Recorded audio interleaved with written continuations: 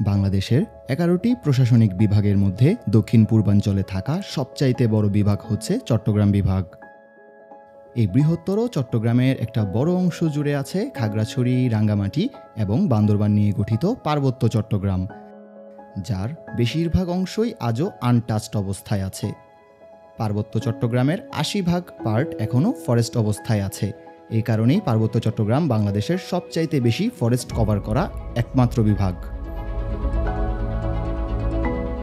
বিশাল এই বন জঙ্গল আর এত আনটাচড হবার কারণেই পার্বত্য চট্টগ্রামে বাস করে মোট ১১ ধরনের ট্রাইবাল জনগোষ্ঠী। এদের প্রত্যেকেরই ভাষা এবং ঐতিহ্য আমাদের থেকে অনেক আলাদা। তার মধ্যে অন্যতম একটি গোষ্ঠী হচ্ছে ম্রো।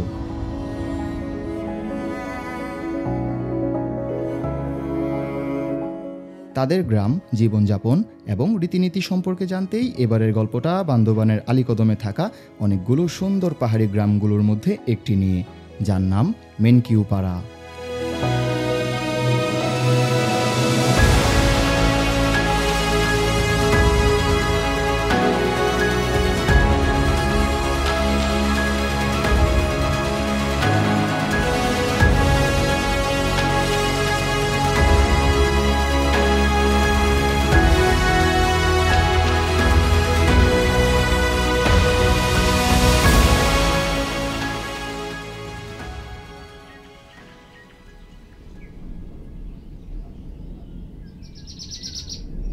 ম্রোদের পাড়ার নামগুলো মূলত পাড়ার সবার ভোটের মাধ্যমে নির্বাচিত হওয়া কারবারির নামই হয়।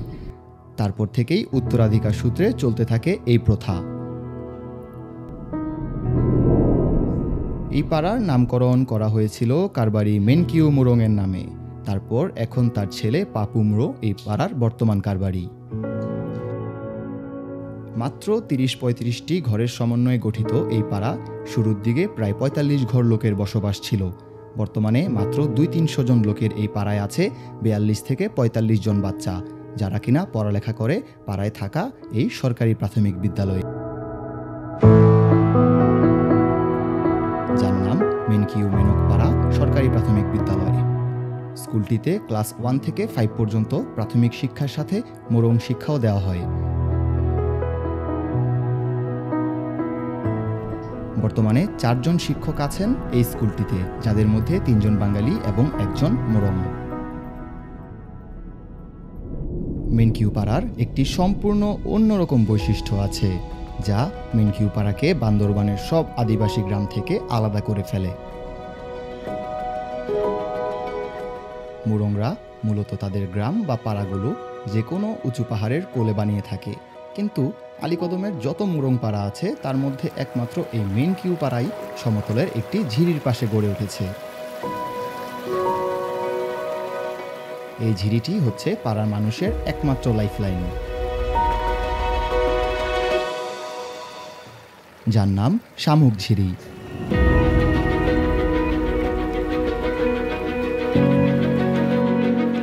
পাড়ার পাশ দিয়ে বয়ে চলা এই ঝিরিতেই পাড়ার লোকজন কাপড় ধোয়া থেকে শুরু করে যাবতীয় কাজ শেষ করে।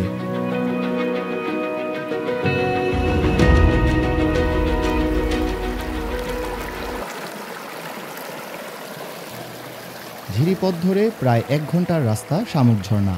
ছোট বড় পাথর দিয়ে ভরা এই ঝিরিপথে ঢুকলেই গাছপালার ছায়ায় শরীর ঠান্ডা হয়ে যায়। আরও ভালো লাগে যখন তীব্র গরমে ঝিরির ঠান্ডা পানিতে পা ডুবিয়ে রাখি। ঝিরির অনবরত বয়ে চলার পানির শব্দ, পাখির কোলাহল যেন অন্যরকম এক পরিবেশের জন্ম দেয়। কিছুক্ষণ পর সামনে আসে শামুক ঝিরি এবং ক্রাকরই ঝিরির মিলনস্থল। ক্রাকরই ঝিরিকে বামে রেখে সোজা আগাতে থাকলে আসবে এরকম একটি জায়গা, যেখান থেকে দেখা যায় পাহাড়ের সবচাইতে সুন্দর ভিউ। উঁচু উঁচু পাহাড়ের ফাঁকে যখন সূর্য তার সোনালি আভা ছড়াতে থাকে, তখন মনে হয় যদি স্বপ্নে কোনো জায়গা দেখে থাকি তা হয়তো এরকমই হবে।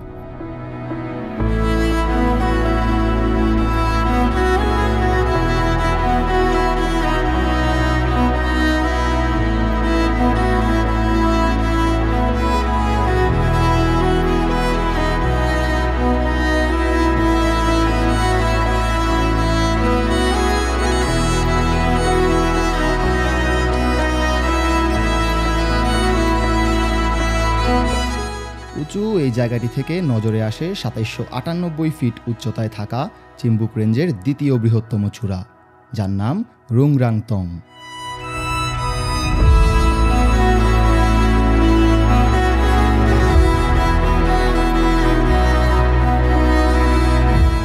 ম্রো ভাষায় রুংরাং শব্দের অর্থ ধনেশ পাখি এবং তং শব্দের অর্থ পাহাড়। চিম্বুক রেঞ্জের এই এলাকায় আগে প্রচুর ধনেশ পাখির আনাগোনা ছিল, তাই এই পাখির নামানুসারে পাহাড়টির নামকরণ করা হয়েছে রুংরাংতং।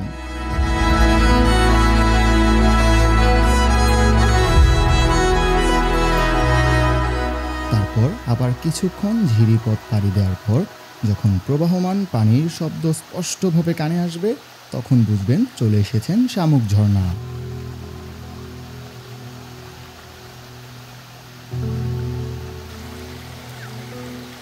এই শামুক ঝর্ণার পানি পথ চলতে চলতে গিয়ে মিশেছে তৈনখালের পানির সাথে আর জন্ম দিয়েছে দুশ্রী ঝিরি।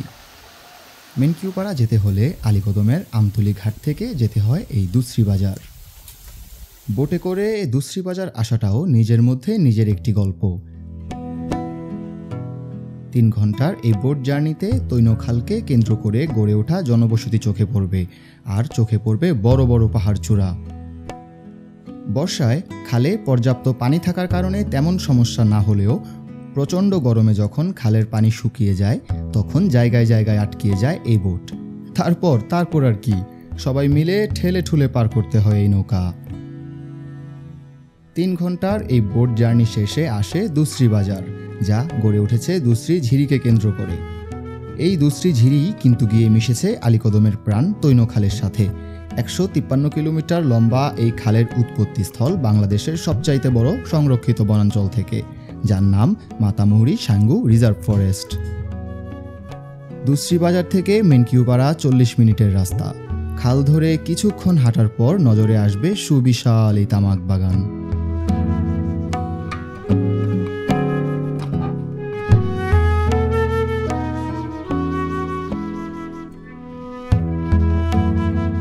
পাহাড়ের এত গহীনে যে এই সুবিস্তৃত তামাক বাগান থাকতে পারে, তা আপনি এখানে আসার আগে কল্পনাও করতে পারবেন না। আর ওই যে মাটির ঘরের মতো দেখা যাচ্ছে, সেগুলো কিন্তু থাকার ঘর নয়। এসব ঘর তামাক শুকানোর জন্য ব্যবহার করা হয়। এটি তামাক শুকানোর কয়েকটি পদ্ধতির মধ্যে একটি, যার নাম ফ্লু কিউরিং।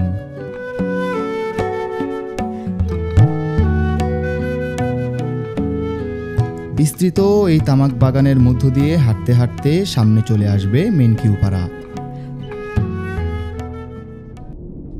মেনকিউপাড়ার মতো জায়গা আসলে আমাদের আরেকটা সুযোগ দেয় রিকানেক্ট করার, লোকজনের সাথে, প্রকৃতির সাথে, অথবা মাঝে মাঝে হয়তো নিজের সাথেও।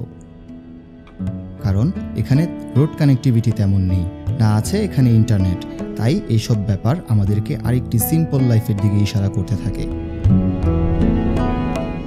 মোবাইলে নেটওয়ার্ক না থাকার কারণে আপনি হয়তো ফোনে কথা না বলে যারা সামনে আছে তাদের সাথে কথা বলতে পারবেন। হয়তো ইন্টারনেট না থাকায় মোবাইলে স্ক্রিনে না দেখে আপনি এরকম চমৎকার সুন্দর জায়গাটিকে নিজের চোখে ভালোভাবে দেখতে পারবেন। যান্ত্রিক শহরে কিছু জিনিস সহজ করতে গিয়ে আমরা আরও বেশি জটিলতার মুখে পড়ে যাই। জীবনটাকে হয়তো আমরা অনেক সহজ বানিয়ে ফেলেছি, কিন্তু প্রতিটা দিন কাটানো অনেক কঠিন।